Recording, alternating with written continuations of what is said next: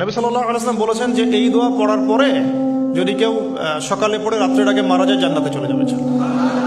রাতে পড়ে সকালের আগে ইন্তেকাল করলে জান্নাতে চলে যাবে।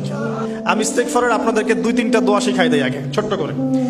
1 নাম্বার, যারা একটু পড়াশোনা করেন মাশাআল্লাহ তারা এইটা পড়বেন, সাইয়্যিদুল ইস্তেগফার। সাইয়্যিদুল ইস্তেগফার আমার সাথে বলবেন, আল্লাহুম্মা আনতা রাব্বি লা ইলাহা ইল্লা আনতা খালাকতানি আনা আবদুক ওয়া আনা আলা আহদিক ওয়া ওয়া'দিকা মাস্তাতা'ত আউযু বিকা মিন শাররি মা সানা'ত আবু'ু লাক বিনি'মাতিকা আলাইয়া ওয়া আবু'ু বিযানবি ফাগফিরলি ফাইন্নাহু লা ইয়াগফিরুয যুনুবা ইল্লা আনতা।